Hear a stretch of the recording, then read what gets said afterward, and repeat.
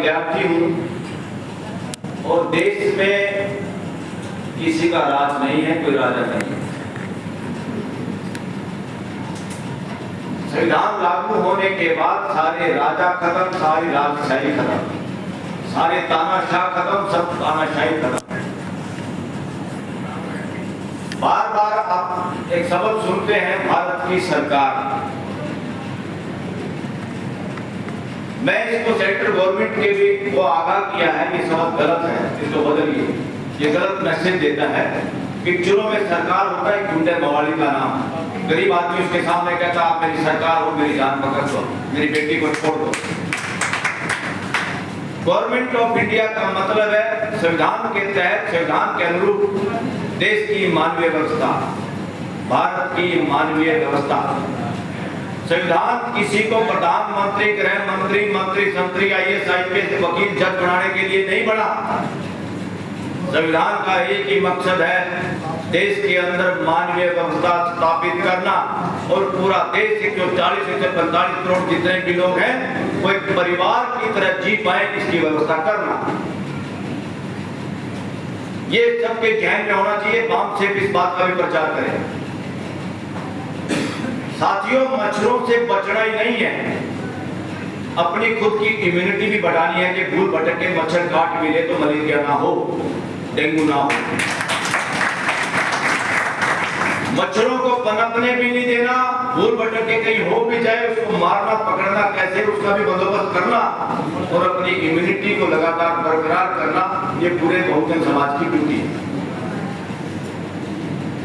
और ये इम्यूनिटी कैसे बढ़ेगी? ये खाली घी पी के, घुटड़ी का दूध पी के नहीं बढ़ेगी।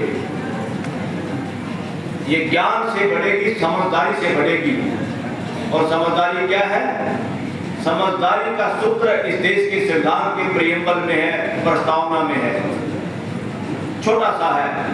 दुनिया भर के मंत्र आप याद करते हो, कटोरा खा के मंदिर मस्जिद गुरुद्वारे में घूमते रहे, कुछ मिला क्या? एक छोटा सा मंत्र याद कर लो, preamble of the Indian constitution, Bharat का संविधान की प्रस्तावना। वो पढ़ो, वो अपने बच्चों को पढ़ाओ, वो अपनी पत्नियों को समझाओ क्या कहता हो।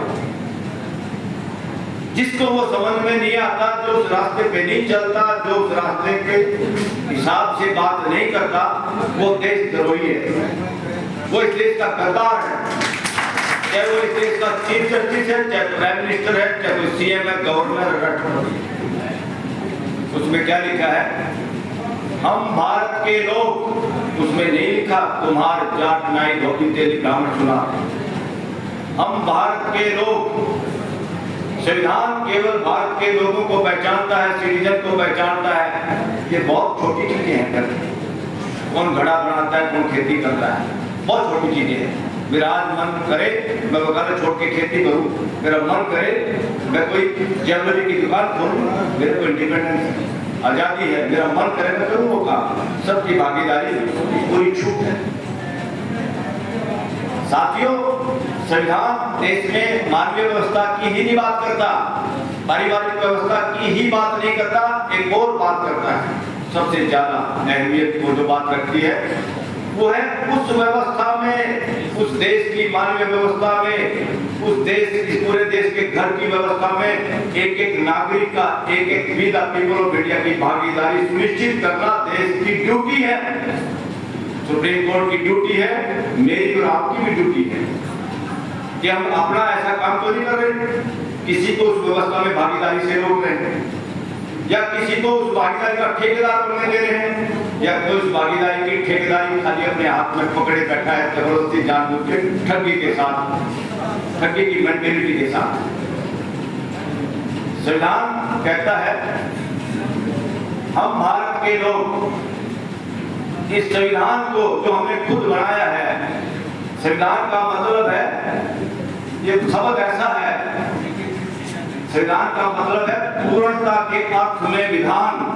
इस अस्तित्व के नियमों के तहत हम अपने जीने के तरीके से ऐसे तय करें कि पूरे अस्तित्व के साथ, नेचर के साथ और पूरी मानव जाति के 100 करोड़ लोगों के साथ, जीव जंतुओं के साथ हार्मोनी से जी पाए। ये उसका नाम है संविधान। ये संविधान 145 करोड़ बिना कलेश बिना झगड़े के जी पाए, उसका नाम है पूरे परिवार का विधान जीने का तरीका। तो वो ये कहता है, हम भारत के लोगों ने जो ये संविधान बनाया है, ये संविधान हमारे पूरे परिवार को 3 तरह के गारंटी देता है, ताकि हमारा कुटुंब जुड़ा रहे, एक रहे, मिलकर आगे बढ़े, शांति से जी पाए और अगली पीढ़ियों को आज से बेहतर व्यवस्था दे पाए। आर्थिक, सामाजिक और राजनीतिक न्याय। और ये कैसे पता चलेगा न्याय हुआ कि नहीं हुआ? उसका प्रमाण है देश के अंदर फ्रेटर्निटी का होना, रिजल्ट में भाईचारे का होना। जिस कानून से, जिस अधिनियम से, जिस सुप्रीम कोर्ट के फैसले से, जिस कलेक्टर डीसी के करने से, मजदूर किसान के करने से अगर फ्रेटर्निटी, बंधुत्व कम होता है वो देश के खिलाफ काम है। जब बेशक सुप्रीम कोर्ट का फैसला हो वो देश के साथ बदमाशी है। जिस ज्ञान के देने से, जिस पॉलिटिक्स से, जिस भाषणबाजी से देश के अंदर भाईचारा खराब होता है, परिवार का माहौल बिगड़ता है, वो देश के साथ गद्दारी है, वो सबसे बड़ा आतंकवाद और आतंकवाद ही घटना है। ये रॉकेट साइंस नहीं है, सिद्धांत को समझना। संविधान में राज नहीं है, सिर्फ व्यवस्था है। इसलिए कांग्रेस का राज, बीजेपी का राज, समाजवादी का राज, बहुजन का राज, जाटों का राज, ब्राह्मणों का राज, ये नॉनसेंस बातें हैं। इनके लिए कोई जगह नहीं संविधान में। राज नहीं, व्यवस्था, और व्यवस्था में सबकी हिस्सेदारी, सबकी भागीदारी, सबकी रिस्पेक्ट, सबकी डिग्निटी को सुनिश्चित करना। तो साथियों, संविधान के सबसे बड़े दुश्मन कौन है? क्या हम गड़बड़ है? इस देश की, इस दुनिया का बता रहा हूं, दुनिया में दास प्रथा है, गोरे काले की लड़ाई अमेरिका में भयंकर रही। उन सबसे ज्यादा अगर कोई खतरनाक इज्म है तो इस देश के सामने है मनुइज्म, मनुवाद। जिसको मैं बोलने में इसलिए हिचकता हूं कि उन्होंने वर्ण भी एक बनाया, जाति भी एक है। और मैं इसको सुप्रीम कोर्ट के प्रांगण से कह चुका हूं, वर्णवादी चारों शब्दों को बैन करो, कानून बना के इस देश के अंदर कोई यूज ना करे। ये ठेकेदार कौन है? कौन अपने आप को सर्वश्रेष्ठ मानता है? कौन है बदमाश इस देश के अंदर? कौन है इस देश के अंदर कि मैं ही रक्षा करूंगा देश का, मैं ही छतरी हूं? कौन है इस देश के व्यापार में ठेकेदारी कब्जा करने वाले लोग? या कौन है इतने बेचारे लोग जो सारा उम्र, सारी जिंदगी मेहनत करके दूसरों को कमा के खिलाते रहेंगे सुधर? और इससे आगे तो एक और घटिया काम इस देश में हुआ, दुनिया के किसी इतिहास में ऐसा नहीं है। जो लोग शूद्र की कैटेगरी में भी नहीं, जिनको अस्पृश्य तो शूद्र की कैटेगरी में भी नहीं माने, SC ST, और मैं इस देश के सबसे बहादुर अगर किसी को मानता हूं, सबसे विवेकशील और जुझारू मानता हूं, मैं SC और ST को ही मानता हूं, क्योंकि वो ब्राह्मणवाद के सामने झुके नहीं। जो झुके नहीं उनको अछूत घोषित किया जानबूझ के। इनको ऐसा कर दो जैसे आप लोग जाति से गिरते रहे हो गांव में लोगों को। तो साथियों, इस देश का सबसे ज्यादा बड़ा टर्माइट, दीमक अगर कोई है वो वर्णवादी कथा कहानी ग्रंथ हैं। इनको रद्दी में घर में हो तो खाली रद्दी में भी मत बेचना, कोई पढ़ के पागल हो जाएगा। दारू, कोई मान लो आपने, आपकी पत्नी ने दारू छीन के फेंक दी गली में, तो दूसरा शराबी उठा देगा, कोई बच्चा उठा के शराबी बन जाएगा। वर्णवादी ग्रंथ जिसके घर में है, आज भी जाते ही उनको रद्दी की टोकरी में नहीं, आग लगा दो, आग। इस देश के बेड़ियां, सबसे ज्यादा बेड़ियां अगर किसी ने डाली हुई है वो वर्णवादी ग्रंथ कथा कहानी है। मैं कहता हूं कि वर्णवादी कथा कहानियों को संविधान की उल्लंघन ना करके, जो प्रचार प्रसार करके हमारे भाई बहनों को गुमराह करके बंधुआ मजदूर मानसिक गुलाम बनाना चाहते हैं, उनके खिलाफ FIR दर्ज करो। पकड़ो बदमाशों को, जो बड़े बड़े पंडित, और आपसे भी शिकायत आप लोगों से, आयोजकों से मेरी रिक्वेस्ट है, आप लोगों ने तो सोचा होगा कि भाई चीफ गेस्ट हैं हमारे अध्यक्ष जी, तो आपने जो कुर्सी रखी है वर्णवादी व्यवस्था है, ऐसी कुर्सी जो यहाँ है यहाँ वही होनी चाहिए, दूसरे को ध्यान रखे मांग से। मैं जितनी देर से बैठ रहा था वो मेरे को चुभ रही थी। ये समानता के खिलाफ काम मत करिए, इन पे बिठा बिठा के आप अपने नेताओं को भी खराब कर रहे हैं।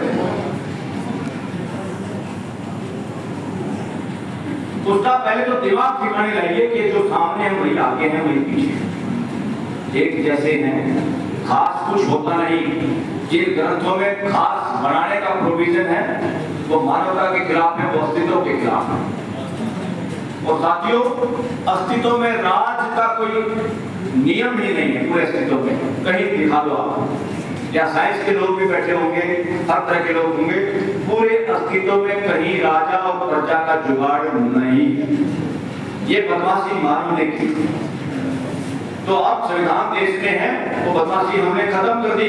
मगर आज भी आपका छोटा सा सरपंच, पंच, एमएलए, एमपी, सीएम, पीएम जिस तरीके से आप उनके सामने पेश आते हैं, मुझे तो ऐसा लगता है राजस्थान में अभी भी वही राजा महाराजाओं का युग है। आप उसी ईरा में जी रहे हो। मेरे को नौकरी लगा दो, मेरे को सवाल बदली कर दो, मेरा ये कर दो, मेरा वे कर दो। अरे उनको ये कहने की जरूरत है कि ये त्रुटि है तुम्हारी, ये गलत काम हो रहा है, इसको ठीक कर। देश की जनता संविधान के तहत देश की मालिक है, देश का सुपर प्राइम मिनिस्टर देश की जनता है, देश के सुपर चीफ जस्टिस देश की जनता है, देश के सुपर राष्ट्रपति, सुपर ब्यूरोक्रेसी देश की जनता है। देश की जनता के पास तीन, मैं मजाक में कुछ पर न समझ लेना, देश की जनता के तीन, और बापू के मंत्र दिखाते तीन, कानून बनाने वाली संस्था, कानून बनाने वाली संस्था 100 एमपीओ को बर्खास्त कर देती है स्पीकर और सभापति के जरिए। और आपके यहाँ से भी एक सभापति गए थे, पता नहीं आप लोगों ने क्या खिला के भेजा उनको, लोगों को सस्पेंड करते थे। एमपी को सस्पेंड करने का मतलब है वो पूरे हल्के की जनता की कंटेम्प्ट, अपमान आप नहीं कर सकते संविधान के तहत। उससे बड़ी तो गड़बड़ ये है, ऐसे मौके पे देश की हाई कोर्ट और सुप्रीम कोर्ट स्टैंड नहीं ले पाती। क्या करें ऐसे जुडिशरी का? साथियों, पार्लियामेंट बदमाशी करती है, चोरी चकारी से कानून बनाती है, हाथ खड़े करवा लेती है, और कोई एमपी बधाई के बंदरों की तरह तालियां पीटते हैं डर के मारे, क्योंकि फोटो आता है मोदी देख लेगा तो टिकट नहीं मिलेगी कि ताली नहीं बजाई। ऐसे ही विधानसभाओं में हो रहा है, अपोजिशन में भी ऐसे हो रहा है। तो चोरी चकारी से कानून पास हो जाए तो उसका काम हाई कोर्ट और सुप्रीम कोर्ट का उसको रोकने का। लोकतंत्र का नाम मेजोरिटी की का राज या सत्ता नहीं है। हम भी सोच रहे हैं कि हम 85% कैसे कब्जा करें। मानसिकता बदलनी होगी, कब्जा नहीं करना। सबसे ज्यादा तो संविधान को समझना है, उसके अनुरूप जीना है, दूसरों को समझाना है। अपने आप ऑल आउट जड़ जाएगी, मच्छर पास ही नहीं आएंगे, मच्छर भाग ही जाएंगे। एक मच्छर को मारने के लिए हम सारा अगर ऐसे करें पूरे कमरे में मारने के लोग पकड़ में नहीं आएंगे, कितना मजाक है। हमने जुगाड़ वो करना है कि मच्छर पैदा भी ना हो, मच्छर आ भी नहीं सके। वो जुगाड़ है सिर्फ लोगों को समझदारी के जरिए, संविधान को समझने से, और संविधान को जितना समझते हैं उतना हम बोल पाते हैं, उतना सामने वाले की बोलने की हिम्मत रुक जाती है। तो मेजोरिटी कर करके, तो किसी ने कहा था कि मेजोरिटी से चलेगा देश, एक मुस्लिम समाज के खिलाफ बयान दिया था किसी नेता ने, एक जज ने भी दे दिया था, यादव जी थे जज लखनऊ हाई कोर्ट के। साथियों, जैसे शिकारी या मछली पकड़ने वाला और मछली के कांटे में कोई और चीज लगा के मछली को पकड़ता है, आरएसएस उसी तरह के अलग अलग जातियों के ऐसे कमजोर लोगों को पकड़ के उनको नेता अध्यक्ष बना के एमएलए एमपी बना के पूरे समाज को पकड़ने की कोशिश करते हैं और हम बह जाते हैं। उन्हीं से बयान दिलवाते हैं मंदिर का, उन्हीं से बयान दिलवाते हैं मस्जिद के खिलाफ, उन्हीं से बयान दिलवाते हैं गाय बचाओ। एक आदमी गाय नहीं रखता, गाय का दूध इनको चाहिए, पाड़ो। तो ये जो बदमाशी चल रही है सबसे ज्यादा इसका आधार है वर्णवादी की कथा कहानियां। इनको तो बिल्कुल त्याग दो और आप सारे के सारे, जब ये रामायण महाभारत आती थी सन्नाटा छा जाता था गलियों में, मेरे गांव में भी ऐसे था, बहुत थोड़े लोगों के यहाँ टीवी होते थे, तो बार-बार एक श्लोक आता था यदा यदा धर्म से फलाना जो भी है। मुझे संस्कृत आती थी तो कुछ बुजुर्ग बाहर होता पी वो भी सुनते थे, श्लोक के बाद अंदर आते थे। वो बोले बलराज ये क्या कर रहा है, रोज हमारे समझ में कोई आ जाए। मैंने कहा दादा ये कह रहा है जब जब धर्म की हानि होती है मैं आता हूँ, और वो मैं कौन बना दिया, श्री कृष्ण, वो यादवों को गले में गड्ढा बांध दिया। तो पता है हमारे बुजुर्ग क्या बोले, कमाल, वो बोले ऐसे तो हम पटेलों में भी पीटे हैं जो नाश होने के बाद आवे, ऐसे तो हम अपने पटेलों को भी रख मारते हैं जो विनाश होने के बाद आता है, पहले नहीं आता खैर खबर लेने वो बनाने। तो इसलिए मैं कहता हूँ ये कथा कहानी ये ग्रंथ बिल्कुल नपुंसक बनाने वाले हैं, मानवीय ग्रंथ है। चैलेंज करता हूँ कोई आए डिबेट करे। और एक और साथियों बात बहुत जरूरी है आपको बताना, मैं बार बार इसका जिक्र करता हूँ। संविधान ये कहता है हर नागरिक को साइंटिफिक टेम्पर का बनाना है, यानी हर एक के अंदर हिम्मत होनी चाहिए भाई ये बात क्यों हुई, ये कैसे होती है बताओ, चुपचाप नहीं मानना। जैसे तथागत बुद्ध ने कहा था मेरी भी मत मानो, वो मानो जो अनुभव हो, जो सच्चाई हो उसको जांचो, मैं बताता हूँ तो उसको परखो। तो ये है इस देश की सनातनी परंपरा कि बेटा ये चीज ऐसे है मगर करने से पहले खुद भी जांच ले। इसका नाम है सनातनी परंपरा। जो ढोंग परंपरा वाले सनातनी कह रहे वो बदमाश हैं, वो हाईजैक करना चाहते सनातनी परंपरा को। सनातनी परंपरा बुद्धिज्म की परंपरा है, ज्ञान की परंपरा है। जैसे हमने स्टैचू पे फोटो लगा, हमने फूल चढ़ाए, उनके नाम के पीछे लिखा बौद्ध। बौद्ध का मतलब समझदार। दो ही तरह के लोग हैं, एक बौद्ध समझदार, समझदारी के हिसाब से जीने वाले, ढोंग से बच के रहने वाले, लोगों को जागरूक करने वाले। दूसरे हैं बोलितरेड, हरियाणा में बोला जाता है शब्द बोलितरेड। बोलितरेड वो जिसको कोई भी फुटबॉल की तरह जिधर चाहे मोड़ ले लात मार के। तो बोलितरेडों की संख्या बढ़ती जा रही है।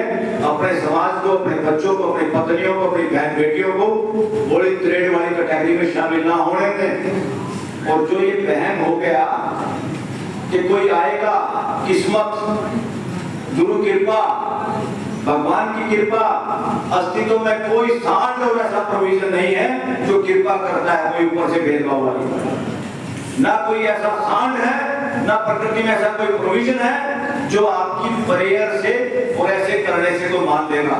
ऐसा कुछ प्रोविजन नहीं है। कोई प्रोविजन है तो आगे मुझे बता दे कि ढोंग से बचो, शॉर्टकट से बचो, ठगी से बचो। इसने आपको भयभीत बना दिया, नपुंसक बना दिया। इंडिया के ये कथा कहानियां इस देश को नपुंसक बनाने में लगे हुए हैं। कैसे बचोगे? हमने तो बहुत लंबी उम्र इस नपुंसकता में गुजार दी, क्या अपने बच्चों को भी हम ऐसे गिने देंगे क्या? इस पे ख्याल करो। और दूसरा, ओबीसी की जो बात एक साथी कह रहे थे, ओबीसी कॉन्स्टिट्यूशन भागीदारी की बात करता है। भागीदारी का मतलब है हर समाज, हर वर्ग, हर कास्ट, हर क्रीड की भागीदारी नजर आनी चाहिए मेरे देश की व्यवस्था में। मेरे परिवार की व्यवस्था में, ये संविधान कहता है भाई। और ये नौकरियां नहीं है रिजर्वेशन, अभी तक इस बैंक को छोड़ दो, और ये खैरात नहीं है। ये इसलिए मजबूरी में किया था कि कुछ लोगों को लॉलीपॉप दे दो, नहीं तो ये लठों के साथ संभाल देंगे, लठों के साथ। ये रिजर्वेशन नौकरियां नहीं है, अपने आप को नौकर मत समझो। अस्तित्व में नौकर और मालिक का कोई प्रोविजन नहीं है। शेर में भी आप लोगों ने, वर्णवादियों ने कहानियां बना रखी है, जंगल का राजा शेर, और 10 भैंसे इकट्ठे होकर शेर को कई बार मारा है, मैं टेलीविजन पे देखूंगा।